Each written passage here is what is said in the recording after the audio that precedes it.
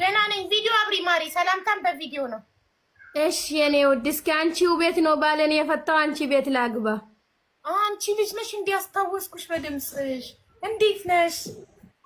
ደህና ነሽ አቡዬ? እኔ እኮ አፍቃሪዋ ነኝ። አንቺው ቤት ባለ ፈታው። አሁን ደግሞ እና እኔ እንዴ እና ታዲያ ተጣልተሽ መጣሽ እንደው ላስታርቅሽ ነበር እምቢ አለ እሱ አይደል?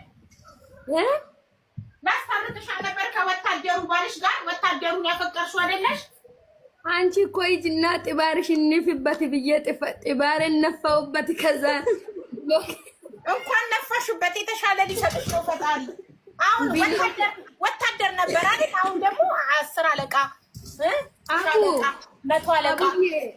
አቡዬ እኔ እኮ ብሎክ ካደረኩ በኋላ አብዶ ይቅርታ። እኔ እኮ እንደዚህ የምትቆርጪ ያልመሰለኝም በጣም ይቅርታ ብሎ በስማም ያላደረገ ቡዴ ጠብሪበት። አየሻ ተለማመጠሽ። እንዲህ ናቸው። እኔ ለማጅሽ እግዚአብሔርና ቡዬሽ የሀገር ሽማግሌ ወጥቶ ከዛ ረሃቡማ ሴት ልጅ ከቆረጠች ቆረጭ ብለኛለች አልኩት። ከዛ አንቺ ራሱ እየተሳደበች ነበር። በሷ ምክንያት ነው ቤቴ የፈረዘ እያለ እንደዚህ ነው ራስን ማስከበር። አየሽ ስትቆሪ ከዛ በቃ ሲሬኩበት በቃ ተለያየን። ከዛም በኋላ በቃ አቡዬ አንዱን ደግሞ ቀበስኩት። ያው እጄ አያርፍም፣ ጸባው አልተመቸኝም። አቡዬ ሁሌ ነጭናጫ ነው። አንዱን ደግሞ ቀበስኩት። ያው እጄ አያርፍም፣ ጸባው አልተመቸኝም። አቡዬ ሁሌ አሁን እሱን ሸኝቻለሁ። ተገባችሁ ሚውት አድርጉ፣ ሌሎቻችሁ እንዳያስተጋባ።